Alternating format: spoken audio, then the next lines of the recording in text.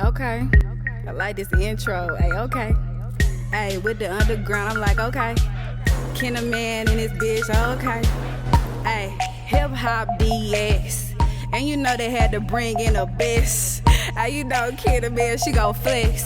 And everywhere I go, you know that I'm gon' rep. Hey, KenTheMan and his hoe. What they said, put it on the floor.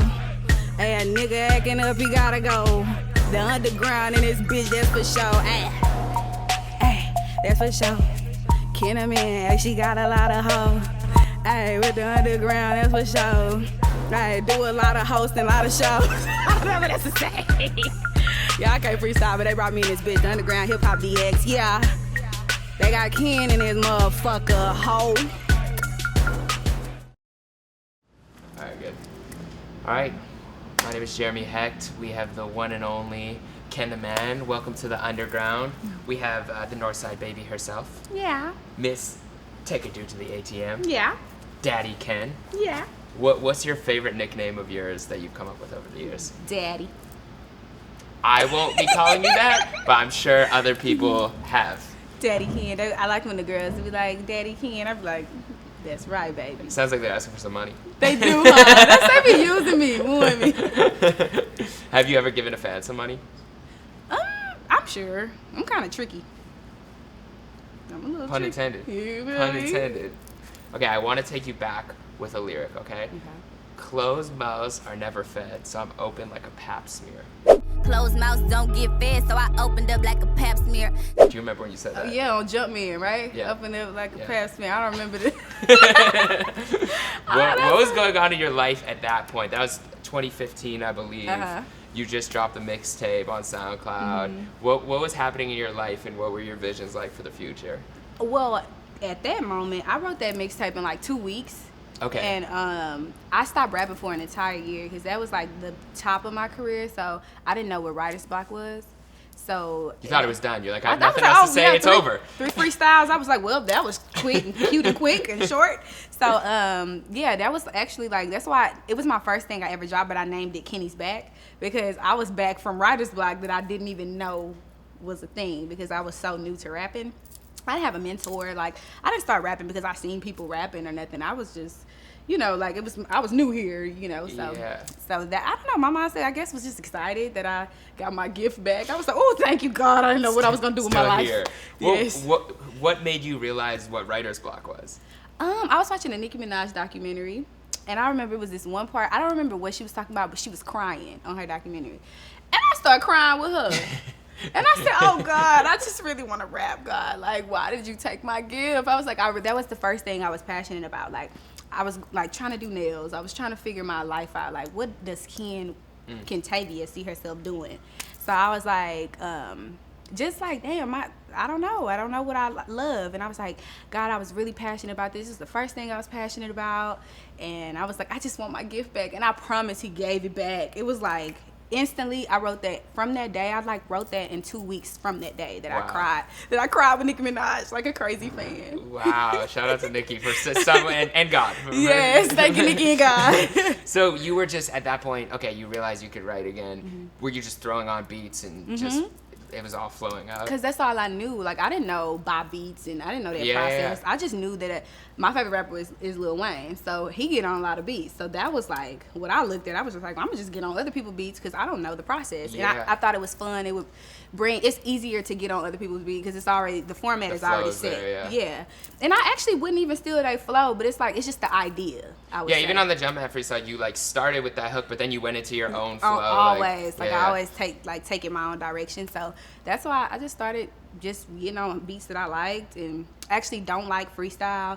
I tried that 5 times and I blew it every time. And then when I got it that 5th time, I still smashed it. That's one of my favorites off that project. Yeah, that's fire too. So did you start to see some traction right away, or what was the first moment that you started to realize like people were gravitating towards you? When I dropped my Chirac freestyle, that was the first freestyle I ever dropped. So that's actually a part of the mixtape. And Hot Nigga freestyle. Those were the 2 that people was like, bro, she 2 for 2. Like, this bitch can rap. So it's like, it was little traction, but it was big for me. It Yeah. was like people were giving me enough confidence to where it was like, oh, I can rap. Like, I was just trying it. Like, I didn't know I was gonna be good at it. I didn't know I was gonna get far. Like, I had no ambition of being a rapper. Like, I had no dream of like really being a rapper.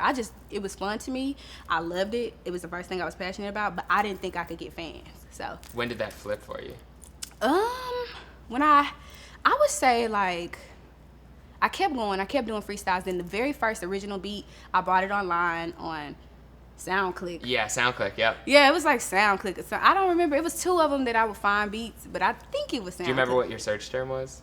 I don't. I think I looked at the like explore page, like, you know, the first page where they like pay for their package to where their beat is like on Front Street. Yeah. I don't even think I found him. I think it found me. Found you. Yeah, and it was Deserve. So in 2017, I dropped this song. It was my first song I ever did. I bought the beat. I was so happy. I was like $500. I spent my last on that beat, and then I shot a video, spent my last on the video, and it went viral. And that's when I was just like, damn, I'm viral. Like, I had millions and millions of views and comments, and it was just like, it was crazy. So that was when I was just like, okay, they like me. Do you remember, like, were you working a job at that point to get that 500, or? I'm sure I was, because I always had to work. I knew one thing, that I had to work to support my career, so I always did. I worked, and sometimes I wouldn't pay my car note to like get the beats. Yes, I knew. I was like, this shit fire. Like, I'd rather repo my car. My dad was like, we're not getting this car ticket back. Like, I'm gonna give you the money. Yeah. So when you started, okay, you have all these fans. You don't necessarily have the money yet, but you're viral. What do you do from there? Like, is that just a battery in your back, or what's your next step after that? It's really rooted from like me doing it for me, and that's what I don't like about now. It's like, I feel like a lot of times I don't do the music anymore for myself. So it was really for myself. It was just like, I love to listen to myself. I used to call my brother in my room like, you like this? You think it's good? He's like, bro, that's so good. Like, you know, so I just feel like that's, you know, where the fun was. That's where it all, like, all the passion and the drive just rooted for me liking me. Who else did you trust with that? Were there people like in your family, in your school? I was out of school. Okay. So I didn't catch that wave of like getting to high school. Yeah, they didn't. Yeah. Yeah, but it was like, I would say my friends, my best friend Raven, I would send her a lot of my music, and I knew when she didn't like it, I was just like, okay. It made me almost stop sending her music, because I was like, oh, bitch, you can't not like my music. Yeah, sure. Like, it made me feel some type of way or whatever. I was just like, okay, I gotta be open, because it's like, I'm such a hard critic on myself. So it's like, I kept a lot just with me first to make sure I loved it 100% before I sent it out. Now it's more of a like, I don't like this, but I'll send it to everybody, because now I know that they trust me, I trust them. So yeah. Who was the first person who was a surprising fan for you, who reached out? Tank. What was the first thing he said? When I dropped He Be Like, he reached out under the post and was like, this is fire. And I was just like, this is new. Like, this is random. So I think that was like the first person that said, the first famous person that was like, I like your music. Do you do the same now? Has there been somebody you've seen like on your Explore page and you're like, this is fire, and they're like, oh my God, I can't believe all the time. Yeah, I love like seeing talented people, and I always like, I'm not a ghost person. Like, if I like something, I'm gonna like reach out, because I know how it felt when somebody reached out to me. So I always try to like do that, because it's like, you never know, you'll be the one person that'll make somebody drop something to keep that person going. So yeah. I want to ask, because I feel like when I was growing up and I was watching interviews for inspiration, I would always miss what I call like the middle part of the story. They'd always skip from like what we just talked about to boom, you're a signed artist, you blew up. Like, what was right before you made it? What were those few steps that you took where it went from like, you know, maybe people reaching out and you trying to sign, people trying to sign you? Like, what was that moment in time where you were just kind of transitioning to becoming a professional? I would say it was probably around the He Be Like era. So I teased the clip. It was the 2019. I teased the clip, and I remember I had a meeting with Gotti before He Be Like even came out. So I don't even know why he wanted to meet with me, because I ain't even had no song. I was like, he was asking me to like play records and stuff. I had nothing. I said, oh Lord. He said play some songs. You said what songs? What songs? I have nothing. I just have a couple freestyles that you don't care about because you want real music. I didn't know like the dynamic of all of this meeting stuff like that. And it was so crazy, because I did not expect him to walk in the door. And so I played him He Be Like. He actually was like one of the first people to hear it. Wow. And so I remember after that meeting, I said, I'm going to go home. I'm going to drop He Be Like. It's going to be up. you know? So I just feel like it was like, I knew my potential, but I didn't know what to do. Yeah. And around that time, I just teased it, and people were interacting with it. And then I met Melissa, my manager. She Shout out to Melissa. Yeah, shout out to Melissa. greatest. She reached out or whatever, and I was super excited about that. She was working with Black Youngster. So I was super excited. I was just like, oh my fucking God, I am in the house of Black Youngster. Lord Jesus, what is this? Like, so it was just like, just very, I don't know. It's like sometimes I feel like you skip from beginning to end because it's like, it's such a blur in the middle. There's so much that goes on. Like, it's so many people you meet. It's so many terrible people that you meet that don't. False promises, just talking and telling you what not to do. It's crazy. So that's why, I don't know. I just feel like what I did a lot was just do what I want to do. Because I was like, I'm my boss. Like, I managed myself for 4 years. Yeah. Yeah, that's what I did. I managed myself for 4 years. There you go. Yeah, I used to go to shows by myself. I used to. You'd be like, I'm representing Ken. Give me a second. I'm Ken representing Ken against Ken. Ken again. Yeah, Ken again. Hi. It's me. So yeah, I guess I would say that. I just knew that I loved it. It just goes back to that, me loving it and me being like, well, I got me. If nobody else want to hear it, I always drop the music and all of that stuff. So I would just say, yeah, just grinding really in belief. Like, yeah. Were there times where your belief was shaken at all, where you're like, maybe this isn't for me? Yeah, I feel like I never felt like it isn't. I never went that far to be like, oh, I don't think this is for me, because I just knew that I felt it. It was a different feeling. Like, it was just different. So I never, like, I've had so many low moments to where I'm like, what I'm going to do next? But it was never like, I got to figure something else out. This ain't it. Like, it kind of just went up. Like, it kind of, and it wasn't no overnight went up. I've been rapping for 10 years. Yeah. Yeah, people forget, like, your artist development stage has been for years. You've been working, pushing songs. It's like, this isn't an overnight thing, but it feels like you've kind of hit the point where you're finally like, everything's about to burst open and like new ceilings are like, do you feel like you're in that moment right now? Do you recognize those feelings? Or I feel like we live a lot in the moment so much to where I never stop and give myself a pat on the back. Like when I went to the BET Awards, I'm thinking like, I want more. I want to present. Like I want people to know. Like I don't want it to be an undeniable thing. I want it to be like, this is KenTheMan. She's here. It's not any knows. Like everybody knows.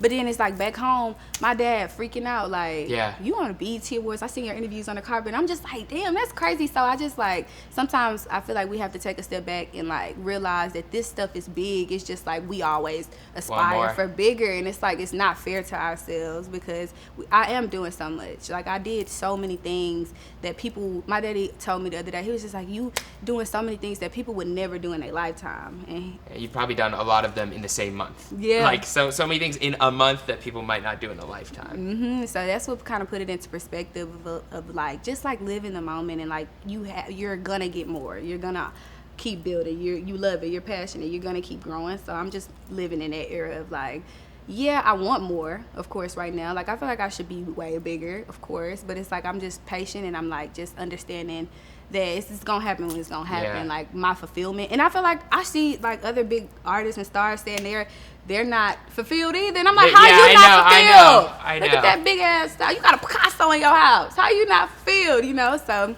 I just feel like I'm glad that I'm feeling it here. So when I get to that, I think I'm gonna be good. I'm gonna be like, bitch, I did. Yeah. Which I feel like a lot of people don't go through what you're going through right now with the gratitude, because that the same realization happened to me where I talked to people who are in media who are maybe 10, 20 years further than me, and they were saying the same thing. I can't wait till I do. I'm like, no, I want to be where you're. And so then you realize everybody's just like, it's not until you compare yourself to yourself that you really see how far. Everybody is in battle with like the what I should be doing versus like what I've done. So. Yeah.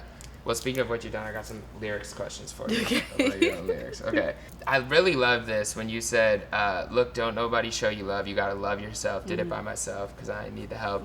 So we kind of just spoke about that a little bit with the gratitude, but has that always been important to you to make sure you pat yourself on the back and show yourself love? Like everybody like, how do you take mental health days? I be like, girl, because I don't give a fuck about nobody but myself, for real. Like, my mental health has to be in the perfect place for me to record, to go to the studio. So it's kind of like, I do a lot of that loving myself stuff. And then, like, I have real friends always say that. They love me, so it showed me sometimes, like, how to love myself more, because they're like, you're perfect to us. Like, are those day ones? Like, they've been with you since? Yes, all of them. Day one. My friends been my friends for years. So it's like, I really feel like it was before I even popped. Like, so I'm like, damn, I got some real friends. Yeah. Like, it feel good to have people that you know are not in it because of what you do and stuff. Yeah, that's amazing. Okay, they just want to lock me down and put me on the shelf. I've been through some hard shit. You got to break my shell. Is that something that you feel like it's been hard for you to like open up to people because of what you've gone through? It was really more referring to like a lot of the labels. Like, I just know that they shelf a lot of artists. So I was really talking about like kind of that. It's like, and a lot of people don't know that my best friend looked at my Wikipedia the other day, and it just said personal life, and it said Miller is a mom. Like, nobody know what I really go through. So it's like, I've been through some hard shit. You got to break my shield. I was referring to that. It's just kind of like a lot of people don't know things about me, you know. Who does get to know those things? Like, how do you? Besties. Okay, so they know the real. They know the real, yeah. I'm very like private with like my family and stuff like that. It's like I'm actually a very open book, but it's like you don't know shit at the same time. You're a Gemini. I'm the same way. It's like You're everyone. a Gemini? Yeah. It's my guy. Why are we the greatest? I don't know what's happening. But you look at someone like Kendrick too. It's like you know just enough, but there's not really that much you actually know about their life. You just know what they show you on records. So Absolutely. I feel that. Okay, I come from a place you don't make it unless you leave in there. I just only fuck with my city because my people there. Without seeing that many people around you make it, how did you envision more for yourself? It goes back to that belief thing. I never think small. I always know that, like, I trust myself to do whatever I could do. Like, you know, like, I know that, I don't know, I'm just confident in that lane. I'm just like, I could just do anything. Yeah. Like, I swear, like, I remember, I don't know how to type fast. For some reason, we did the type thing, and I beat my friends with long nails. I said, bro, I just do whatever. I say I could do this, and I just do it. Like, I just think I'm the best at everything. I'm just very sure about it. I could even lose. I'd be like, well, I'm not a loser in spirit. Like, I just feel like you can never beat me because I got me. Yeah. Hopped off, then he took me shopping. Next thing you know, he was lying on an island. I froze my neck like winter. I'm rich. Like I'm a Jenner. Yeah. If you see us out, no, he is not my nigga. Real life, huh? Yeah. Well, not the Jenner part. I tried to manifest there. You know, ain't nobody rich like one day. Ain't nobody rich like that. Yeah. But so if you're seen in public, it's absolutely not your guy. It could be. But you're not gonna tell. But they don't got to know. They don't. Yeah. You know. Yeah. And you don't want to gas them up to think that they. If you see us out. Gotta stay in your lane a little bit. Yeah. You gotta I always gotta keep them humble. Yeah. No. 100%. And then I asked you about this on the carpet, but they call me Mrs. Take a Dude to the ATM. Make them swipe some. Yeah. What's the most recent purchase that they've made? Actually, I haven't been really into that. I can tell you my most recent. Okay, what's your most recent purchase? I just bought me 2 expensive bags. 2? You doubled up. I doubled up. They were so expensive. And I'm feeling very shitty about it because I said the man's supposed to be doing this. Damn. If you have an extra, I could give it to my girl, and it would be like, No. look, no, it would like it'd be helpful. We could just forget. We could just cut this part of the interview. Right. It's right here. I got you something, babe. She's like, where's the box, babe? Like. Yeah, she wants to return it for a different color. Right. But does that feel like freeing that you just to have the ability to like, I want something, I get it? Yeah, it is. It does. It feels really good. Like sometimes I feel like, wow, you're telling me I'm hungry and I can eat anything that I want right now. Yeah, so I think that's pretty cool. I'm such a foodie. That's my biggest flex. I spend so much. My accountant was like, bitch, you need to slow down on the meals. My meal. You don't realize though how much you're spending on food until you like put it on a spreadsheet or something. It's embarrassing. I said I ain't even that greedy. My best friend told me the other day. They was like, what's your biggest secret? I was on the interview and she texted me and said that you ordered like 5 meals in one sitting at restaurants. I said, girl, that is not no secret. That's big. That's 5 courses, okay, not just meals. Just taste it. Yeah. I be wanting to just taste stuff. Pause. No. Maybe. No. So maybe. Okay. All right. Okay. One trivia question. Okay. Do you want blue, red, or purple? This is what's my motherfucking name? This is digging in the crates, and this is burn, baby, burn. Well, that didn't give me much. No, it's really big. Any, mini, mighty, mo. Catch this nigga by his toe. If you holler, let him go. Any, mini, mighty, mo. I go with the blue. All right. Okay.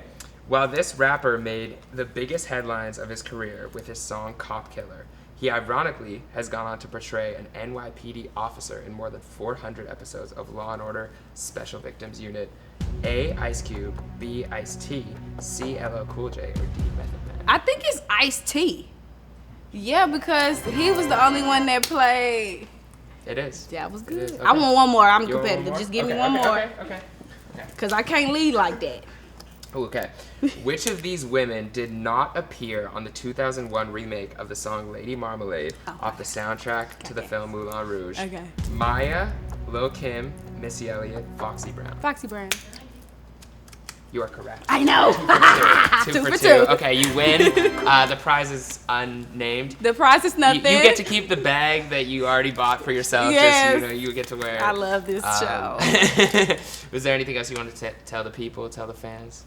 Strain BDK, bitch. KenTheMan, and I love y'all. Thank you for supporting me and loving me. And I love all my family and my friends. And I love y'all. Thank y'all for having me. All right, one more question. You ready to hit the lab? 1000%. Let's go.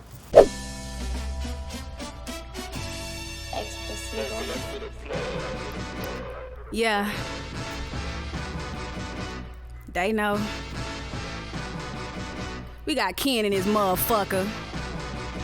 Hey, they call me Mrs. Take a nigga to the ATM. Make them swipe some. Neck is looking like a stadium. It's a light show. YSL, they think I'm shading them. This a light low. Niggas pockets fat, I suck it dry. We call that lipo. I ain't never tripping on no nigga. I ain't no pick me. You know I ain't gon' post them on my page. That's too cringy.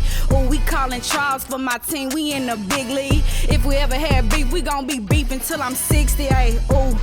They know I'm a dog ass bitch. He keep asking what I need. Give me all that shit. Hey, my pussy way too good. I gotta charge for this shit. I been having all this motion. I can't pause for no dick, Looking like some money in this hoe. I be doing me. He just be doing what he told. I be in the street so much. He happy that I'm home. Tryna play me like I ain't that bitch, but they know. Bitch, they know. They know, they know, bitch, they know, bitch, they know, they know, they know, bitch, they know, bitch, they know, they know, they know, bitch, they know, they know. I don't touch bills, I don't touch doors. If I want something, I can get more. Fuck a soft life, want a rich life, you the nosebleeds. I'm a floor whore, I'm a girl's girl. Send my bitches on a world tour. Stamp styling our passports. Got a poppin' pussy in a Waldorf. And a big body, is you shitting me? Pay cash for it, I don't run a lease. Say I want one, got them sending 3. Needed first class if you send for me. If it ain't on that, you the newest nigga on the block list. Once he hit his max, I'm done, we over with. Bye, nigga. Looking like some money in this hoe. I be doing me, he just be doing what he told. I be in the street so much, he happy that I'm home. Tryna play me like I ain't that bitch, but they know, these bitches know. Bitch, they know. They know, they know, bitch, they know. They know, they know, bitch, they know. They know, they know, bitch, they know. They know, they know, bitch, they know.